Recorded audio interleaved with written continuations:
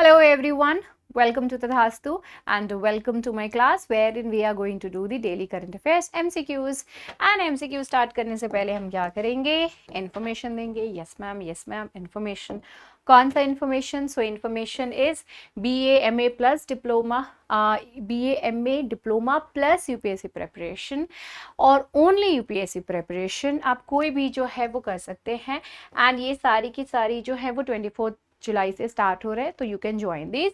Apart from that philosophy optional first week of सितंबर इससे start होगा, या फिर आप अभी भी ज्वाइन कर सकते हो.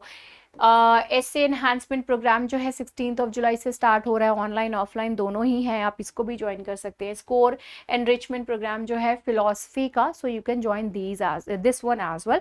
And apart from that NCERT batches जो है, NCERT class this is also going on, you can join this even now. अभी भी जो है आप इसको ज्वाइन कर सकते हो. You can get complete information, यहाँ से आपको ये इन्फॉर्मेशन मिल सकती है by calling on these numbers, या फिर tathastuics.com जो है यहाँ पर आप विजिट करके जो है वो आप tathastuics.com ये जो हमारी वेबसाइट है यहाँ से इन्फॉर्मेशन मिल जाएगी, या फिर आप जो है हमारे ऑफिस पे भी विजिट कर सकते हो.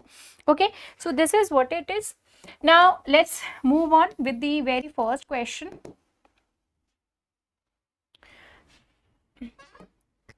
तो हमारा जो पहला सवाल है, पहला क्वेश्चन है वो देख लेते हैं. So the question is, what is the purpose of Bharat campaign launched by the Ministry of Agriculture and Farmers Welfare? The very first one is to provide financial support to farmers or for purchasing seeds and fertilizer. Second is to raise funds for building post-harvest management infrastructure and community community farming assets. And the third one is to promote digital banking services in rural areas. The fourth one is to improve agricultural exports to other countries. तो कृषि एवं किसान कल्याण मंत्रालय द्वारा शुरू किए गए भारत अभियान का उद्देश्य क्या है? पहला है किसानों को बीज और उर्वरक खरीदने के लिए वित्तीय सहायता प्रदान करना. दूसरा है फसल कटाई के बाद प्रबंधन के बुनियादी ढांचे और सामुदायिक कृषि परिसंपत्तियों के निर्माण के लिए धन जुटाना. तीसरा है ग्रामीण क्षेत्रों में डिजिटल बैंकिंग सेवाओं को बढ़ावा देना.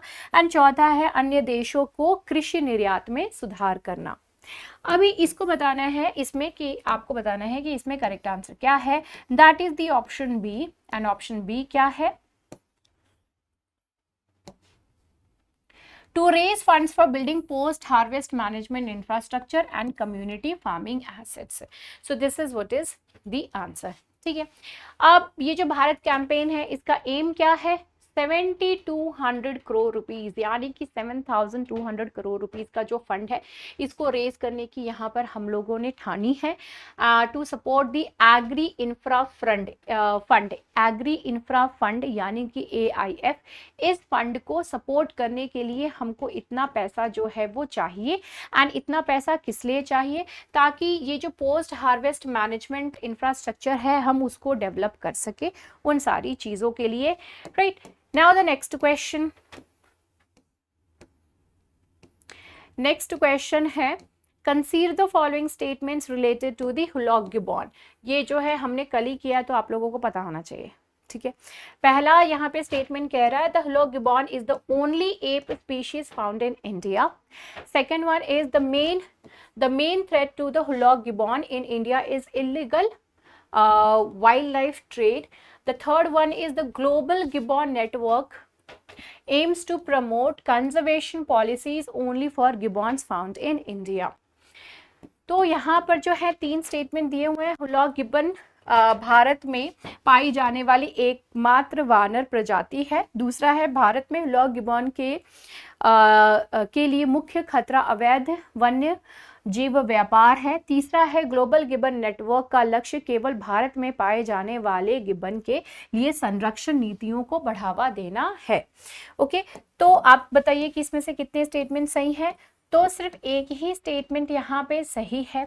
यहाँ पे जो प्राइमरी थ्रेट की बात करी जा रही है तो वो हुलॉग गिब्बन का वेप नहीं है, कि जो इनका इलीगल ट्रेड, बल्कि दिक्कत ये है कि डिफॉरेस्टेशन होने की वजह से, हम जो ये डेवलपमेंट होने की वजह से, डेवलपमेंट करने के चक्कर में जो हम इतनी सारे ट्रीज जो है वो कट कर रहे हैं, तो उसकी वजह से felling of trees for infrastructure project, जो इंफ्रास्ट्रक्चर प्रोजेक्ट है उसको करने के लिए हम जो इतने सारे ट्रीज हैं इनको कट ऑफ कर रहे हैं, उसकी वजह से इनका हैबिटेशन जो है, हैबिटेट जो है वो एक्चुअली लॉस हो रहा है। We are losing that, because of which इनकी जो पॉपुलेशन है वो भी डिक्रीज कर रही है। तो एक तरीके से डिफॉरेस्टेशन नहीं, हम इंसान इनके जो है नंबर्स कम होने के पीछे के रीजन है।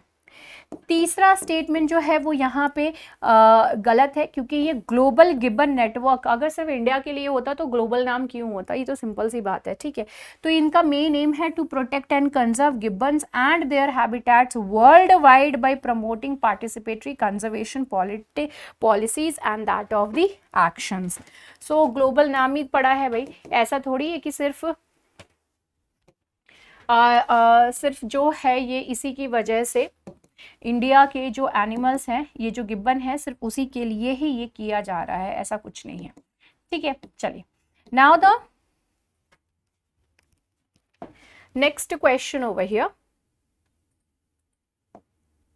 ठीक है। वो गिब्बन वाला टॉपिक मैंने नहीं एक्सप्लेन किया, ऑलरेडी हमने बहुत अच्छे से उसको कवर कर रखा है इस वजह से। So regarding the diverse payloads of Chandrayaan 3, consider the following statements. The very first one is Chandra's surface thermophysical experiment, that is the CHASTE, has the objective of assessing the plasma density and its fluctuations on the lunar surface. Second statement is the instrument of for lunar seismic activity, that is the ILSA, will be utilized to determine the thermal conductivity and temperature present on the lunar surface. अगर आप सभी लोगों ने जो है मेरी चंद्रयान वाली जो चंद्रयान 3 जो मैंने लॉन्च किया था, ठीक है, चंद्रयान 3 जो इसरो ने लॉन्च किया था, जिसके ऊपर वीडियो मैंने बनाई थी, अगर उसको आपने डिटेल में देखा होगा तो ये दोनों के आंसर आप बहुत ही आराम से दे सकते हो, ठीक है। इसमें जो पूछा ये गया है कि कौन से स्टेटमेंट्स जो है यहाँ पे करेक्ट है, दोनों ही इनकरेक्ट है, क्योंकि ये जो चीज़ है वो एक्चुअली उल्टा बोल दिया गया है, ठीक है। The purpose of this ChaSTE, purpose क्या है इसका, to assess the thermal conductivity and temperature on the lunar surface, उसका वो काम है। And when it comes to the ILSA को डिजाइन किया गया है in order to measure the seismic activity around the landing site of Chandrayaan 3। Chandrayaan 3 जो है वहां पे जो लैंडिंग साइट होगी उसका सिस्मिक एक्टिविटी वहां पे जो है मून क्वेक राइट, जैसे अर्थ क्वेक होता है वैसे मून क्वेक जो है उसको मेजर करने का काम है इल्सा का। Okay, next question, Sand Point which has recently been in news is situated in which country, कहाँ पे है सैंड पॉइंट भैया? सैंड पॉइंट जो कि अभी रिसेंटली न्यूज में था, समाचार में था, वो कहाँ है? Afghanistan, USA, Russia and Saudi Arabia. कहाँ पर है ये? तो ये है यूएसए में। ओके, सैंड पॉइंट कहाँ पर है? तो यूएसए में है, यू कैन सी, ठीक है। तो सैंड पॉइंट मेड हेडलाइंस, ये जो है 15 जुलाई को न्यूज में था। क्यों न्यूज में था? क्योंकि यहाँ पर 7.2 मैग्नीट्यूड का अर्थक्वेक यहाँ पर आया था एंड ये अलास्का पेनिनसुला जो है उसके पास यहाँ पर जो सैंड पॉइंट है, एक एरिया है सैंड पॉइंट जो रीजन है, वहाँ पे ये अर्थक्वेक आया था, इस वजह से ये सैंड पॉइंट जो है वो न्यूज में थी, ठीक है। नेक्स्ट क्वेश्चन है, consider the following statements with respect to evolution of synthetic genomes. पहला है, evolution is a process that involves the passing on traits from one generation to the next, leading to the diversity and adaptation of species. Second is, synthetic genomes are artificially created or modified genetic materials that cannot be inserted into living organisms. Third is, synthetic genomes have no applications in industrial and biotechnological processes. विकास एक ऐसी प्रक्रिया है जिसमें एक पीढ़ी से दूसरे पीढ़ी तक गुणों का स्थानांतरण शामिल होता है, जिससे प्रजातियों में विविधता और अनुकूलन होता है। दूसरा है सिंथेटिक जीनोम, कृत्रिम रूप से निर्मित या संशोधित आनुवंशिक ग्रामीण सामग्री है जिन्हें जीवित जीवों में नहीं डाला जा सकता है। तीसरा है सिंथेटिक जीनोम का औद्योगिक और जैविक प्रौद्योगिकी की प्रक्रियाओं में कोई अनुप्रयोग नहीं है। So you have to tell कि इसमें से कितने स्टेटमेंट्स जो हैं वो सही हैं। सो यहाँ पे जो हमारा पहला स्टेटमेंट है वो सही है, बाकी जो दो स्टेटमेंट्स हैं वो यहाँ पर इनकरेक्ट है। ठीक है, so this was the evolution is the right of all life forms even the synthetic ones. Synthetic genomes जो हैं वो आर्टिफिशियली क्रिएट किए थे, नाम से ही है सिंथेटिक फाइबर, जैसे वैसे ही ये सिंथेटिक है तो आर्टिफिशियली इसको जो है बनाया गया है, क्रिएट किया गया, और modified genetic materials that can be inserted into the living organisms, उसको जो है लिविंग ऑर्गेनिजम्स के अंदर जो है इंजेक्ट किया जा सकता है, इंसर्ट किया जा सकता है। Synthetic genomes have various applications, इसको जो है आप डिफरेंट इंडस्ट्रीज और बायोटेक्नोलॉजिकल प्रोसेसेस हैं उसमें इसको यूज़ कर सकते हैं, क्योंकि इसको इंजीनियर किया जा सकता है for the production of chemicals and biologicals on an industrial scale. Different perspective से, डिफरेंट चीज़ों के पर्पस से जो है इसको हम लोग यूज़ कर सकते हैं इसकी वजह से। नेक्स्ट यहाँ पे हमारा क्वेश्चन है, consider the following statements regarding the proposed national research foundation, that is NRF। पहला है, the primary aim of the National Research Foundation is to enhance the involvement of the private sector in research activities within India. Second is the administrative department responsible for overseeing the NRF, that is National Research Foundation, will be the Department of Science and Technology. Third is the funds allocated to the National Research Foundation will be managed in accordance with the general financial regulations specified by the Ministry of Finance।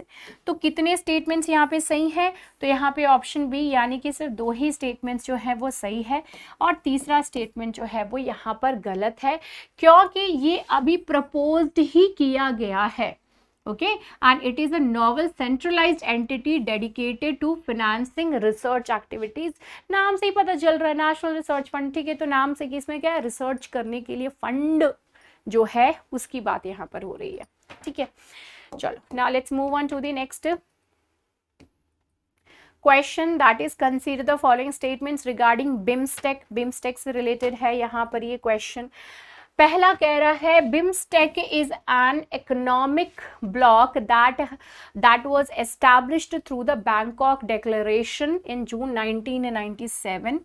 Second statement is initially BIMSTEC had 4 members, that is Bangladesh, India, Sri Lanka and Myanmar. तीसरा statement is, the third statement is India leads the cooperation efforts in the areas of transport and communication, tourism, environment, disaster management and counter-terrorism and transnational crime within the BIMSTEC. So you have to find out कि इसमें से कितने statements जो है वो सही हैं। That is B, दो statements जो है वो सही है, first and third. Second statement गलत है, क्योंकि इनिशियली इसमें जो बिम्स्टेक में जो मेंबर्स थे वो Bangladesh, India, Sri Lanka and Thailand, initially इसके जो मेंबर्स की अगर हम बात करें तो थाईलैंड था। ठीक है, तो इस वजह से जो है यहाँ पर हमारा सेकेंड स्टेटमेंट रॉन्ग हो जाता है। Okay, so this is it for today's current affairs. ठीक है, I hope all of you are enjoying the classes. Do like, share and subscribe as well. Bye bye, see you in the next video.